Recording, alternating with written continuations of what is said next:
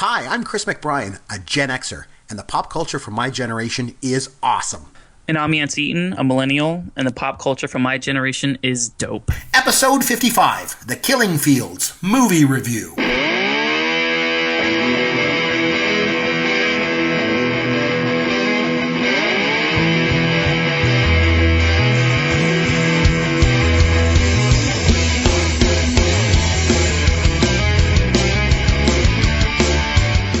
Brian here. This is Pop Goes Your World. That is Yancy Eaton. He is back as of last week, so it's great to have him back again. Yancy, what's going on, brother?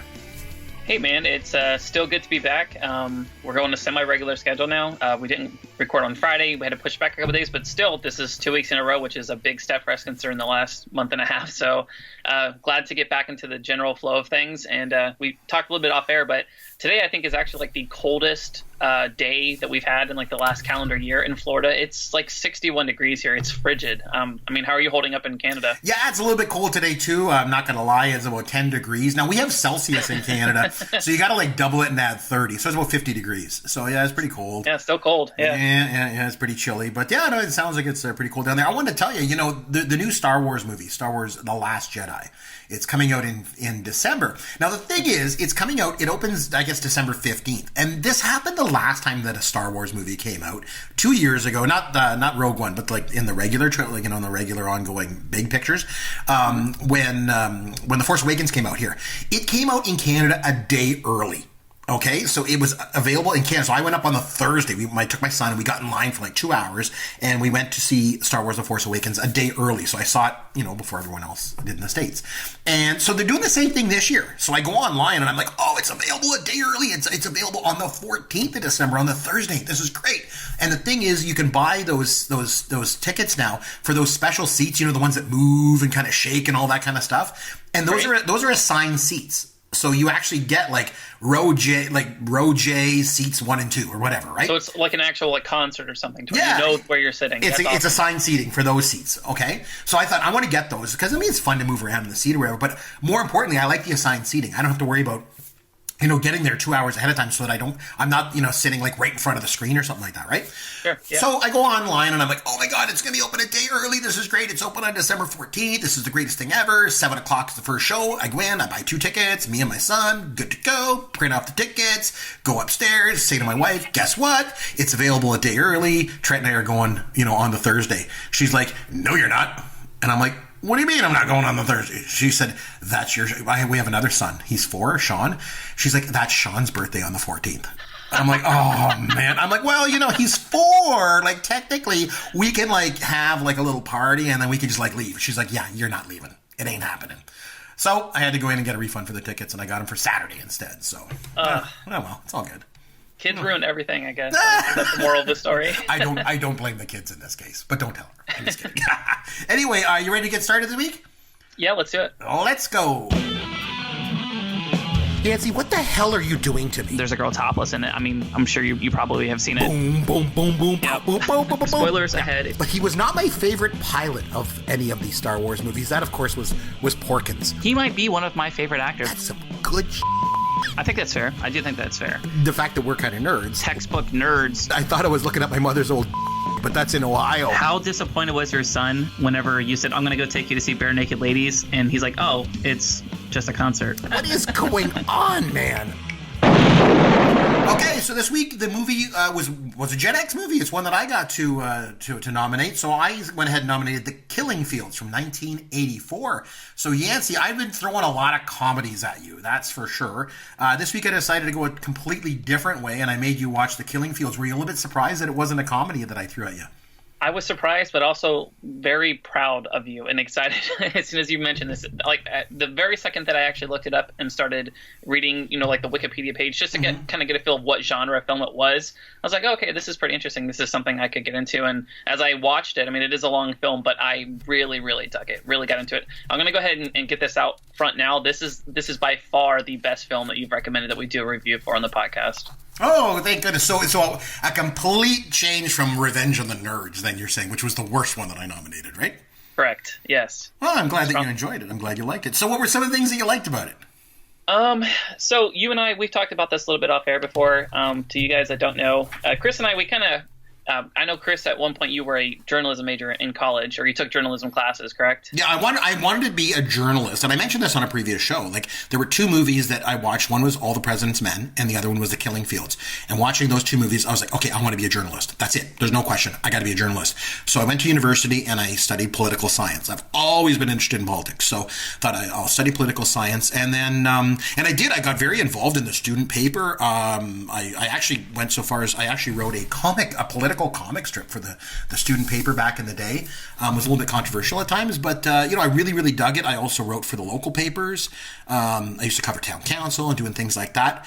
And then I just went a different way. Now I'm, I don't know if I mentioned, I'm a college professor now, so I decided not to be a journalist. I went a different way, but yeah, this movie definitely inspired me to be a journalist. You also wanted to be a journalist too when you were younger, right?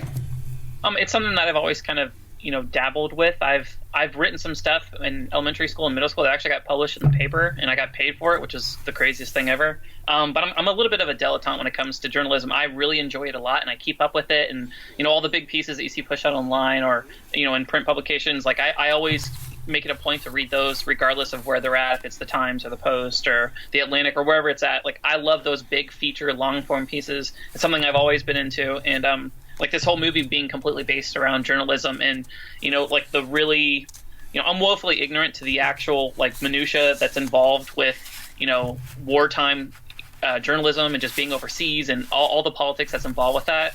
And this was like a refresher course, like 101. Like, it jumps right into it with all of the struggles that you have back and forth between, you trying to get your story out there and get the story of the people out there and being as 100% accurate as humanly possible versus the government having their own agendas and the locals there not wanting you to film them, or there's just so much involved with it. There's so much inherent danger, and this entire movie, I don't think there was a period in this at all where I felt it was lagging or that there wasn't something incredibly interesting going on. It's just from start to finish, it's just a very, very well done movie about journalism of all things, which even if you don't like that as as like one of your hobbies, or if it's not something you're particularly into, I think you still would have gotten a lot out of this film. Yeah, well, like we mentioned, like this movie made me want to be a journalist. When I saw this movie, and something just clicked for me. Like, I was like, I want to do this. I mean, I didn't want to go through the horrors, of this film, right? I didn't want to do that. But I think what completely enraptured me about this movie was just so being passionate about the truth.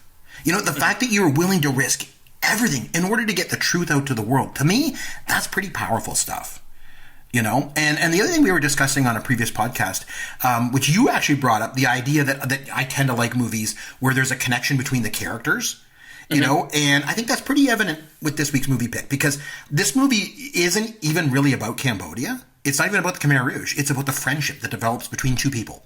And it's about the experiences that they share and their mutual love of journalism and this inherent need, like I said, to get the truth out to the world. And as a result, they create this lifelong bond that sort of transcends everything that goes on around them. And to me, that's what the movie's all about. So I think it fits right in with that style of movie that you mentioned that I really like. Mm-hmm. I think those are two major themes, obviously, but I wouldn't say that they're the only themes of the film. I think like a global devaluation of quote-unquote yellow people, as they talk about, like, people from that particular area, short people whose skin don't look like ours. Like, that's a major thing with this, where such an overt and insanely, just catastrophic error, quote unquote error of like a bomber dropping bombs in like the wrong place and literally, killing off hundreds and hundreds of people, including women and children. Like, that type of like blatant error. And how it's just dismissed under the rug, and to see like the the military officers and stuff basically trying to suppress this story, or bringing in like their own press corps to basically like quote unquote sugarcoat the story or control the narrative. There's just so much more to it that's involved with that. I want to ask you this, Chris. Mm-hmm. Are you like, did you come out of this? How am I trying to say this? All right, so one of the things that I noticed about the actual journalists themselves, what were their names real quick? Sidney Schomburg and Death Prawn. Okay, yeah. And even the French and the English guys that are there as well. All of these guys, John Malkovich's character, for instance, from the very beginning of the movie, as soon as you start seeing like the first bomb drop, the one thing that I noticed with these guys is while everybody's running away from the action, they're always running towards it, right? Instantly, they're strapping on cameras. The guy goes by on the motorcycle with the bomb, and the bomb goes off, and they go running into it. Yeah, exactly. You're right, yeah. So, like, Yeah. So it's like this weird phenomena where they're so invested, they're so serious about their jobs, and they believe in it so wholeheartedly that personal safety goes out the window. That's never a consideration in this. You never hear them talking about that. I mean, they mentioned trying to get Pran out of the country, but they both elect to stay eventually, just because this is something that they want to cover. But like noticing that, like like I said, whenever bombs would drop and you see them running towards it. Or like in the middle of the night, I keep forgetting Sam Waterston's character. But whenever he's literally typing up something on a typewriter for a report that he's going to have to send out, and the power goes out, and obviously he's really pissed off. But it's in the complete dark. There's absolutely no electricity whatsoever, and he just keeps typing. So you just hear like the click clack of a typewriter. That's how seriously he takes his job. Where the truth in this, I think this is kind of like the main theme of the movie, that the truth is always going to be the most important thing. That's kind of like the thing that you're striving for the most. And I don't know, I was just taken aback by like how seriously these people took their job. I don't know if that was like one of the first things that you noticed about it, but like it almost like these guys, yeah, they didn't have guns, but in some ways that's almost crazier because they're in these war zones completely unarmed. They're putting themselves in harm's way again and again. And there were multiple opportunities for them to leave, and there were different situations where they were put in like imminent danger, and it looked like they were going to die on several occasions, and they go right back out, which I just thought was really, really interesting. Now, I have a question for you watching this. Did you find it at any point hard to follow along with the story? To an extent, I did. I felt there were a couple times where I'm like, wow, I really wish there were subtitles here, because the dialogue going between them. But after a few minutes, like for instance, whenever Pran escapes and he goes to a different Khmer Rouge, settlement or camp or whatever that treats him much better, and he helps take care of the son and whatnot. And whenever they actually, they're talking back and forth in that Asian language, I think it's Khmer. I'm not actually sure what it is, or if it's Cambodian or it's Cambodian, I think, Thai or whatever the actual language is. And there was no subtitles though, right? Yeah, but so there's no subtitles. But whenever they roll back around, you kind of understand what they're talking about. Like he's telling them, like, "Hey, do you want to have a cigarette?" Or and then he does roll back, and you actually start to begin and understand whenever they do have that one conversation in English, all the other stuff that was in in Cambodian kind of makes sense. But, right. I would have liked for there to be subtitles in some sense, but I think that's kind of the beauty of the film is where there's so little dialogue going on, you can almost understand what they're saying simply by their interactions with each other, by looking at his eyes, like. For this dude being a complete novice, somebody who had zero experience prior to this film doing any type of acting whatsoever, it's incredible how much he was able to emanate just by his facial expressions. Like him looking back and forth. And let's circle back to Hang S in yours. Performance in this in a second. I want to just touch base. I'm glad that you're saying that. The fact that they don't dumb it down for an audience, right? It's kind of like laid out there because as you know, I used to force my wife to watch all of my favorite Gen X movies before I had this podcast. Now I get you to now I force you to watch them, so it's even better, right? But sure. I remember I made her watch this movie. It was like quite a few years ago now, and I remember she had a lot of questions while the movie was on. We had to keep stopping it, and I would explain, what was going on. And it made me realize a couple things. Number one, I'm a total history freak. I mean, I love this stuff. My wife always says I'm a walking encyclopedia. I did study politics, I guess, right, as we mentioned. But the other thing it made me realize is that it's just such not a typical Hollywood movie.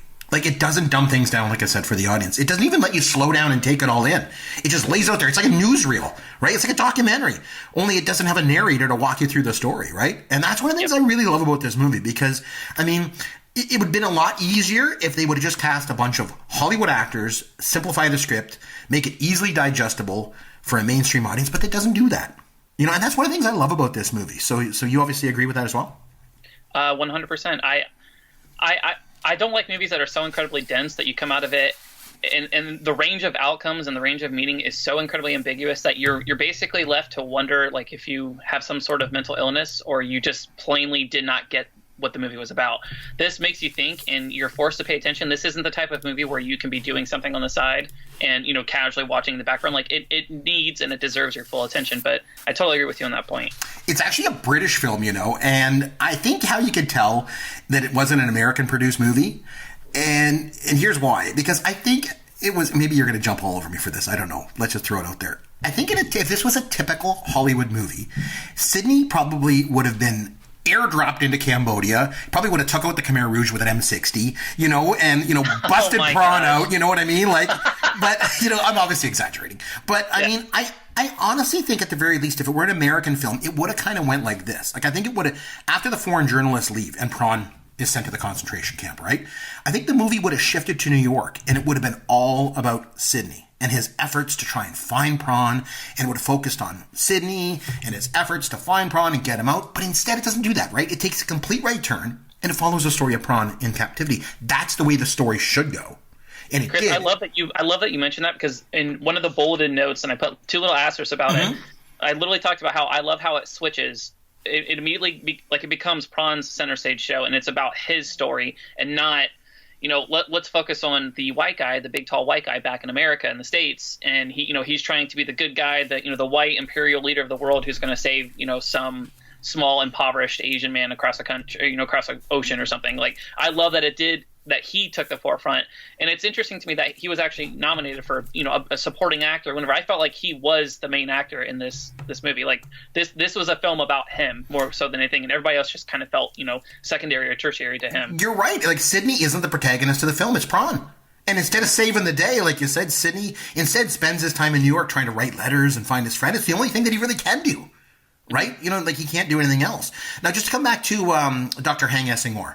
Like you mentioned, he never acted prior to this film. This was his very first acting role. But the reason, I find his performance to be one of the most harrowing performances I've ever seen in a film ever in my life. Like, his performance was so good. And one of the reasons why he's so incredibly effective in it is he actually lived this. So he was actually in a Cambodian concentration camp. He was a doctor, right? And because he was a doctor, he knew he had to eat insects to stay alive. And he escaped the camp, and he made it to a Red Cross refugee camp, just like in the movie. His story is Dith Prawn's story. So he's drawing on his own experiences when he played the part. His performance is unbelievable. It's so real, just like the film. The film is real. It just feels like a documentary almost, right? It's just so real. But I thought his performance in this movie was incredible. He was discovered at some event in Hollywood. Like, they found him. He was a Cambodian, that came over to the States or whatever. And the director, Roland Joffe, said, man, you got to play this part. You got to play this part, because he had trouble finding a Cambodian actor to play the part. And like I say, his ability, Dr. Heng Essingor's ability to pull on his own, draw from his own experiences, just made it harrowing. He went through that those scenes. It's like, hey, I've already done this. I don't have to act this. I was here.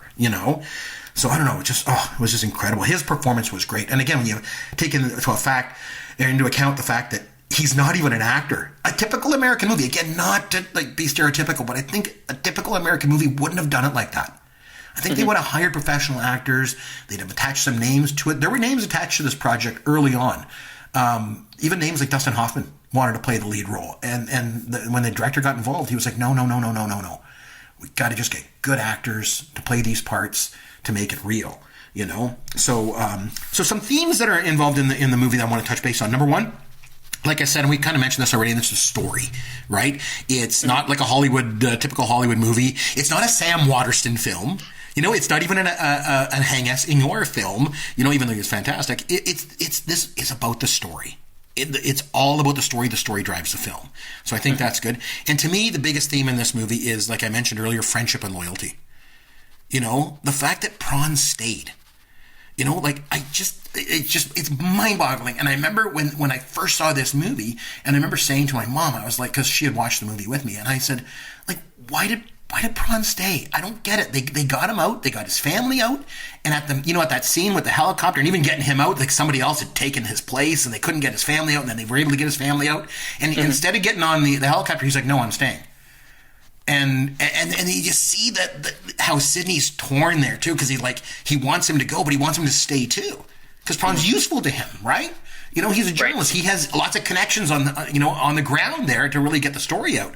So in a way, he wants him to stay. Right now, obviously, he feels guilty about it later, and that's another whole thing. But just the fact that he stayed, but the reason he said no, as he said to him, I'm a journalist too, Sidney. I'm a journalist too. I have to stay. Right, and that point that you just mentioned, so you're talking about the friendship between the two being the major theme. I'm not saying that that's not a thing, but I think more so Prawn's motivations lie more so towards his duty, his objective duty to the truth and to his country as a whole. So I don't think it's so much, him and Sidney's relationship as it is he feels a greater calling. That's, he was a journalist before Sidney got there, and he remained a journalist afterwards, or at least had some sort of involvement with that field. But like he had met his calling before Sydney, and this was just him kind of carrying on what he had always done. I think. I agree. I think that's the main message that we're trying to get out of this is the truth. Yes, you're 100% true, and I guess I should just rephrase what I said. I think the friendship and loyalty comes from the fact that they're both committed to getting the truth out. And so as a result, that's what drives their friendship and loyalty together. And that scene when they all band together and try and make the passport for Prawn when they're holed up inside the French embassy, like, unbelievable. Like, just, like, talk about suspense. Like, I want more suspense. They're trying to get this guy's passport. They can't get the picture done. It's not working. And then when he's in the concentration camp, too, Prawn stays focused remember, he speaks to Sydney in his head. Right? He's like, Sydney, this is what happens. If you confess that you're educated, they take you away, and you never see those people again. And I've got to pretend I'm dumb, Sydney, and this is what I'm going to do. Like, and then I think the end of the movie too, the friendship and loyalty, which we'll come back to the ending in a bit because I think that's one of the key parts about the movie. Also, the idea of that whole year zero stuff. That everything starts fresh. Yes. There's no past. Cold 101. Exactly. Seriously. I know. And like I mentioned, the intellectuals are killed because they can't be trusted. And Prawn pretends he's a taxi driver, right? He's like, I don't know English or whatever. And then the Khmer Rouge, like you mentioned, the Khmer Rouge camp leader speaks to him in French. Remember? He's like, voulez-vous français? And then he catches him at night listening to Voice of America on the radio. So then he knows that he's educated. Oh man, but he sees that Prawn's like good with his son, so he leaves him the money and the map. Oh man, it's just so good. And all those, there's so much that is so true to what happened to Dr. Heng Esing-Or. Remember that scene when the guy steps on the landmine and he's holding the baby? And he's like, give me the baby. No, man, that was hard. And the baby died. So just to come back, Dr. Heng Esing-Or, the actor who played him, in his real life, he was a doctor, obviously, right? So he's a doctor in Cambodia. But the thing was, when the Khmer Rouge came in, they couldn't let anyone know that he was a doctor. Because if they knew he was a doctor, they would kill him because he's educated, right? So he couldn't let on that he was a doctor. His wife was pregnant, went into childbirth, and she couldn't notify him to get him there to help her because she was having complications during childbirth. Because if they found out that he was a doctor, they would kill him. So she did not call for him. And instead, both her and the baby died in childbirth. Wow. So because they couldn't reveal. She basically saved his life by not revealing the fact that he's a doctor, right? And so he's drawing on that in those scenes, like where the baby dies. Like, it's just so unbelievable. God, his performance, like I've said before, is one of the most harrowing performances. That scene, remember there's like that little, she's like a teenage girl, and because they get them young, right? They Cult 101, like you said, they get them young, they get them, converted, they brainwash them and everything. And she was like in charge of basically putting plastic bags over people's heads and taking them away and having them killed. And that scene where they do together, and she's trying to find out if he's smart, and she's trying to break him, and she's trying to, go on and on with him. And they get done the scene, and Ingor walks away, and he says to the director, "That girl's not acting. She has evil in her heart. I just know what I can see." Like, it's too real. It's too real. She was too good, Like, the whole thing is just a harrowing experience. Just, like I said, just all so real. Oh man. So good. So the idea of, that we mentioned about, obviously, journalism and the truth, I'd like to cycle back to that.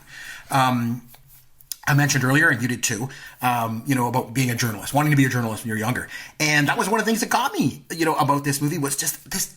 I couldn't believe that people, and I'm 14 years old when I see the movie, right? So I just can't believe that people would be this committed to getting the truth out to the world. Like, they're willing to put their lives at risk. You mentioned, like, in the scenes where the bad stuff's going, they're running into it, and Prawn's, like I mentioned, stayed in Cambodia. He could have got out, didn't go. Nope, want to stay, and, I don't know. It's just, there's something about that just really, really got to me. Because I think if you fast forward to 2017, now you've got a situation where it feels like truth is being twisted and bent. And the idea of the truth is being questioned all over the place. And I just wonder if anyone today, I'm going to ask you this question. You just watched this movie this week, right? So watching this movie in 2017, can it move people still to this day, watching it for the first time, to be motivated to sort of join the ranks of the media and driven by the desire to get the truth out there? Or is this kind of journalism not possible anymore in today's world?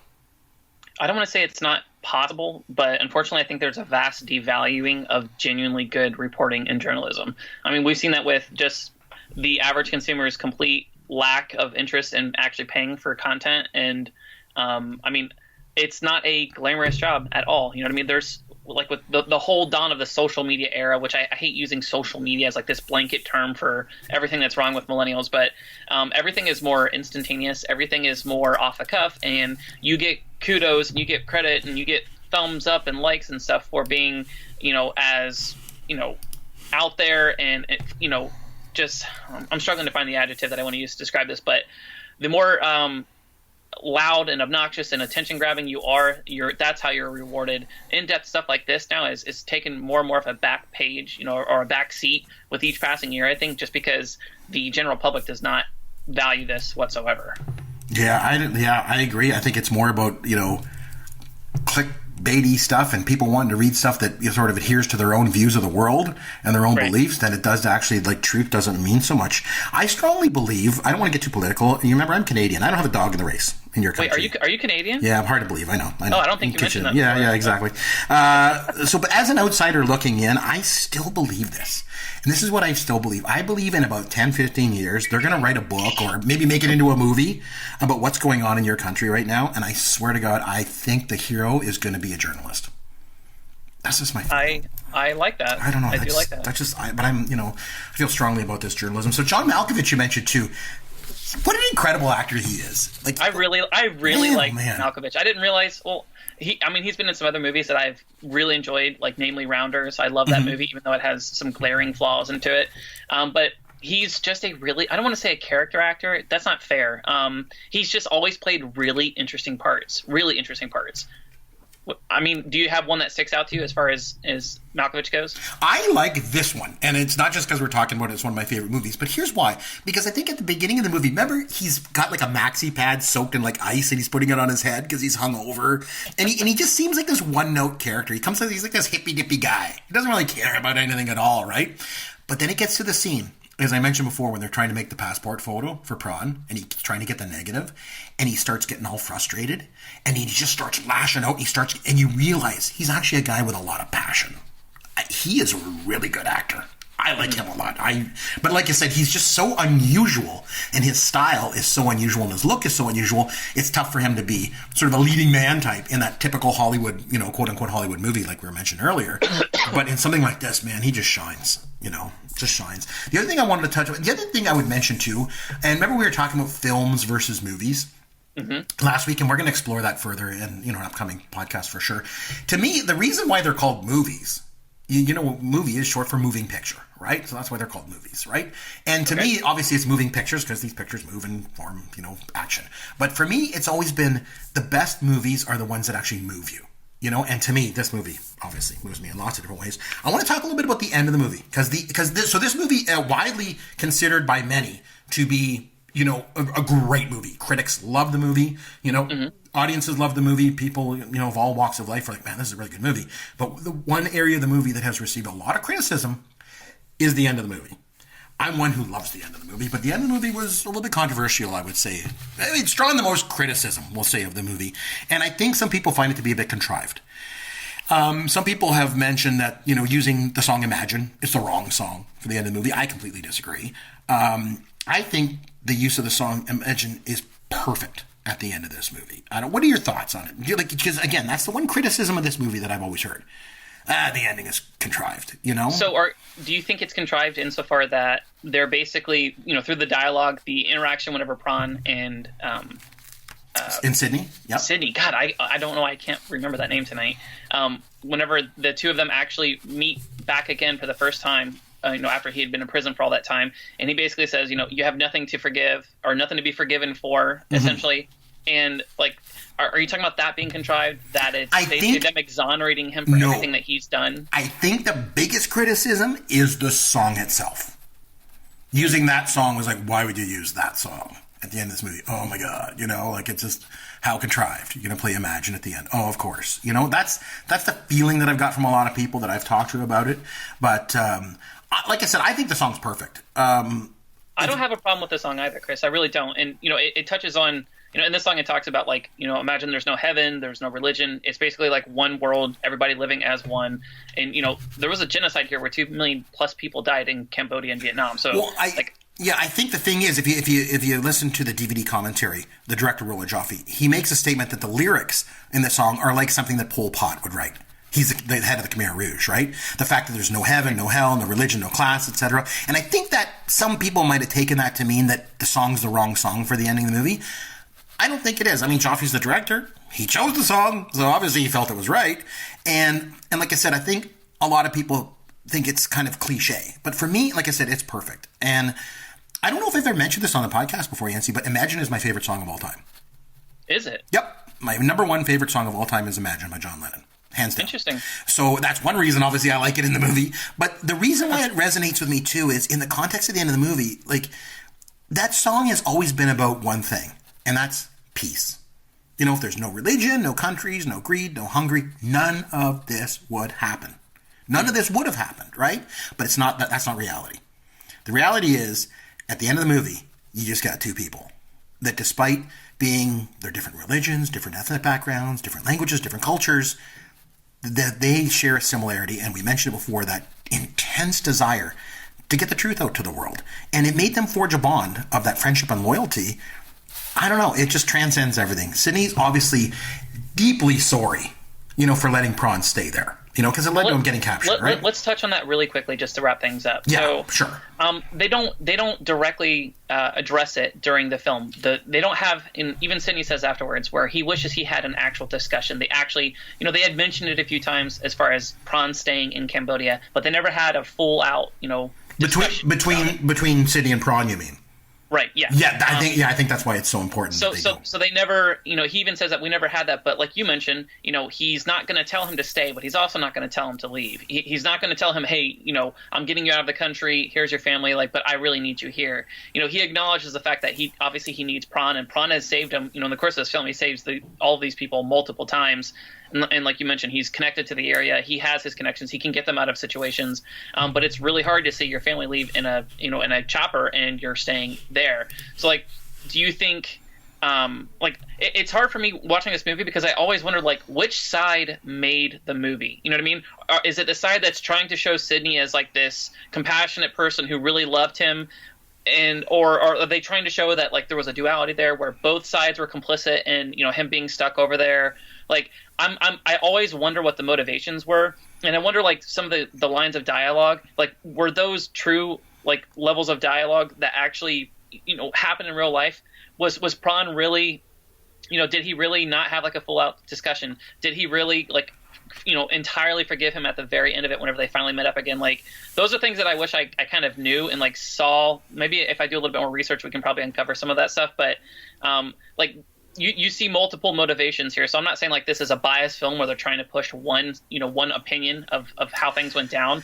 But they did leave it a little bit more open-ended than I wish they would have. I would have liked to have seen more of Prawn's actual input as to why he was there. So there's the scene with Al, that's John Malkovich's character, in the bathroom. Remember when Sidney goes and gets the award? Gets the journalist award, and he gets up there, and then he goes in the bathroom, and then Al's in there, and Al comes in and goes, hey, man, you know, you're to blame for Prawn. You're the one that's responsible for him being over. Yeah, nice job because you wanted this award. Yeah, you just used him just to get this award and all this, and it really cuts close to the bone for Sidney. You can tell because he feels conflicted, right? And that scene is really, really pivotal to the film because I still came away from it thinking that Sidney, Prawn knew what he was doing. And so Sidney was, you know, I don't know if he encouraged him to do it for ulterior motives to try and win an award or try and get the, you know, I don't know. I want to believe that he didn't. And I think part of it, the reason is it didn't come across, at least in Sam Waterston's performance, it didn't come across as guilt when he was talking to his wife and his kids and saying, and they're like, we know he's dead. And he's like, no, he's not. He's not. That's not true. It's not true. It's not true. It's not. And you could tell, like, to me, it wasn't like it was guilty. It was like, no, he truly believed he's alive. He's out there, and he's going to come back. And I don't know. I like to believe that it wasn't. Not to cut you off. Of course. I interpreted that same scene where he was talking to the wife as almost like he didn't want to admit to himself that Prawn was likely dead, and that, you know, this woman was now a widow with, 6 or 7 children. Right. And like I do think that there was a lot of guilt associated with that. And, you know, to be honest with you, like I did grapple back and forth with whether or not Sidney is complacent in what actually happened. Or complicit, rather, is what I'm looking for. You know, because, you know, he justifies it saying, like, you know, I wrote hundreds of letters. I wrote 700 letters. Yeah, that's really nice, but you also didn't go back. You know what I mean? And, like, that's one thing I think about, too, is, like, he could have gone back. He left the United States once the story was done, or after his tour was up, basically. And he had every opportunity. That area has been tumultuous for the last 35 years. Like, there were opportunities for him to return back to Cambodia, and he didn't. So, like, I don't know all the information, but like, that's what I'm saying. Like, I grapple with this. Like, I don't think he's blameless in this, is what I'm saying. Well, they made all the foreign journalists get out. If he wouldn't be able to get on a plane and fly back in there, he'd be killed. So then you'd have 2 dead people. So his best thing he could do is from the outside trying to find him. And even if he lands there, he goes over to Phnom Penh. Where's he going to go? Where's he going to look for him? Well, these concentration camps. He's going to walk up to the door of the concentration camp and go, hey, is there a prawn here? You know what I mean? Like, what's he going to do, right? So it's really conflicting both ways. Not that I'm defending, leaving him there or anything like that. It's just there's so much conflicting that's going on. But I think the thing that's interesting is, like you said, he writes like literally hundreds of letters and trying to get him, to get him back. And then they get back to I love the end of the movie. I really do. I don't care what people think. I think it's great. Because he gets back after doing all that, writes all these letters, and Prawn just has one line. And he says, there's nothing to forgive. Yep. And then the song starts to play, the camera pulls away. And to me, this is where it gets me. Then it shows the real life photos of Sidney Schomburg and Dith Prawn. And remember how I told you before, I said when I watch the movie, every time I watch it, I cry? That's when I cry. Because it pulls back and it's like I kind of forget. And I'm watching this movie and I'm so involved in this story and the characters and the journey that they take. But when it pulls back and when it shows those pictures and it shows the real life Sidney Schomburg and the real life Dith Prawn, what they really look like, it gets me and it makes me cry because I realize I'm snapped back into reality and I realize this isn't just a movie. This actually happened. This happened to 2 people. Right. 2 human beings lived this. I love this movie. I love the characters. I love the story. I love the ending. I love it all. I'll say this, like you're talking about with like certain scenes, like, whenever the little boy, they stepped on the landmine and the little boy was killed, or just to see, the hospital and there's just tons of wounded and people missing appendages. And there's a lot of grotesqueness. And, even, we didn't even mention it by name, but like the actual killing fields that he walks across and you just see, just hundreds and hundreds and hundreds of skulls and bones. And it's really, it's very disheartening. But those scenes right there, like it was kind of weird because I didn't get emotional just seeing those. I got emotional seeing his reaction to them after because he was so steadfast and he had such a sense of just like inner strength, I guess. Like he was resolute, I guess is the word that I'm looking at, where like he's seeing like these insane atrocities. And I'm not saying that like he didn't care or that it didn't affect him, but like he's so weathered in this that he's almost accepted it. You know what I mean? Like he's accepted it and he's going to continue being strong. But I mean, were you going to jump in on that? No, I agree 100%. It's hard to explain. Obviously we have lots of spoilers in a show like this. If you're listening, yeah. Obviously we were in the end. But that scene when he falls into the water and he realizes he's in a pool of basically, rotting corpses. And the thing is, like you said, the horror of that scene isn't even the fact that there's dead bodies all around him and skeletons and skeletal remains and rotting corpses. That's not even the horror. The horror is his reaction to it. That physical, he shakes and just like looking at it all and to realize where he is and that these are his people and everything. And it's his reaction to it all. It's just mind-boggling. Like it's just that's where the horror of the scene comes from him, not from what's going on around him. And like I said before, like I think a Hollywood movie would play more on the grossness of where he was in, and they didn't really play on that. You didn't even see a whole lot there. It wasn't a very graphic scene, really. If you go back and watch it again, you're like, well, that's actually not very graphic at all. It's what's graphic about it is his face. That's what's graphic, and that's where the horror comes out of. And I think that's what made his performance so good. It made the movie so good. I love this movie. I agree. Oh man, so good. So you obviously like this movie. This was the best one of all the ones that I made you watch. So I've redeemed myself a little bit. I'd say you redeemed yourself. I didn't think about a rating ahead of time. If you look on IMDb, they gave it a 8.5 out of 10. I think on Rotten Tomatoes it has like a 93 or a 96, something like that.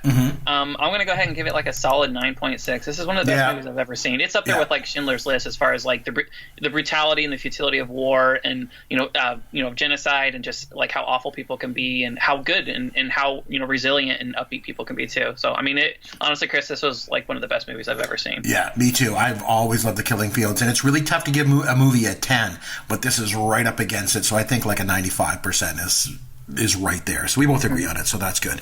Okay, well, let's have some fun with Yancy.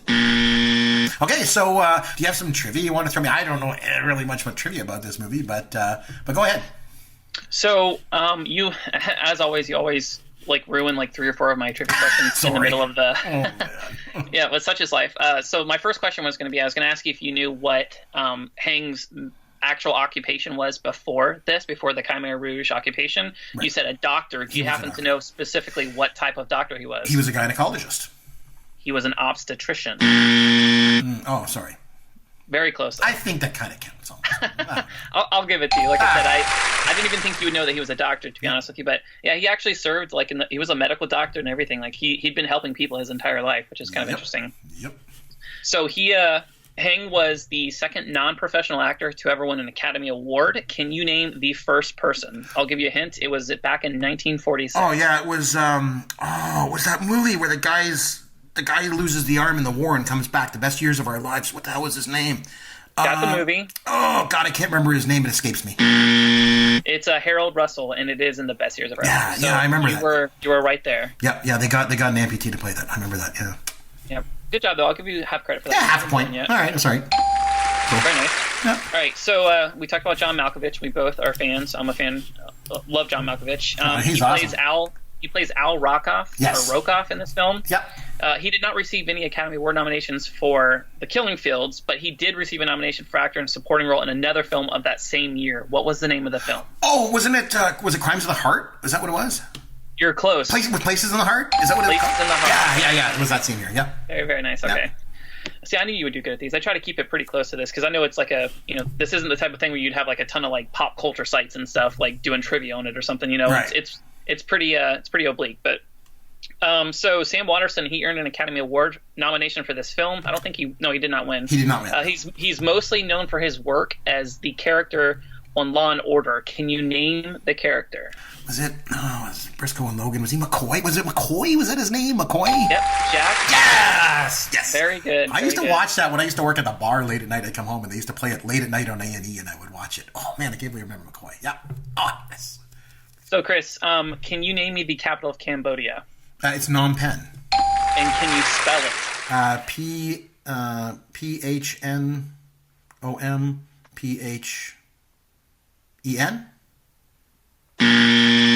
Pretty close. Oh, okay. Pretty close. I think you're one letter off, but I'm going to give you like 90% for that because that's actually pretty good. I was going to ask you first. The question originally was, can you name the capital of Cambodia? But you kept mentioning it during the show, so obviously you knew what the capital was. So they just say, you got to spell it. Now I was like, spell it. So there you go. Okay. So the good thing is that you enjoyed this movie, and that's a really good thing. So hopefully the next movie that I spring on you won't be too disappointing, but I got another good one for you, I think, for next time. But listen, so next week, I think what we might do is, we mentioned last week, we brought kind of up this idea of the concept of films versus movies. And it just kind of sprung something with us. So I got talking with our good buddy, Caveman, Derek Myers, and he said that, it's something that is close to him too. He believes in the idea of films versus movies. So I was thinking maybe next week we might see if we can get Caveman to come back and join us. And what we'll do is we'll have him join us. We'll talk about films versus movies. What's the difference between the two? We'll give examples of the whole thing. So what do you think about doing that? I think Caveman is more than willing and capable, so I said we do it. It was a topic, Chris. As soon as you mentioned, I was like, oh, like I really that's interesting. Yeah. So that's what we're going to do. So if you want to reach out to us on Twitter, you can find us at Yancy Eaton or at C McBrien, and McBrien is IEN. If you go to popgoesyourworld.com, all of our contact information's there. You can send us an email, or all our Twitter information's there, and all the episodes are there as well. Obviously, you find us on iTunes and Stitcher Radio. And I'll tell you what, if you enjoy the show, please just take a minute and just leave a review for the show wherever you download and listen to it. That would be really great. Until next time, this is Chris McBrien for Yancy Eaton saying thanks for listening to Pop Goes Your World, the pop culture podcast for the generations. Thank you for listening to the Pop Goes Your World podcast. Continue the conversation on Twitter at C McBrien or at Yancy Eaton. Please consider leaving a review for the podcast on iTunes or wherever you download and listen to the show.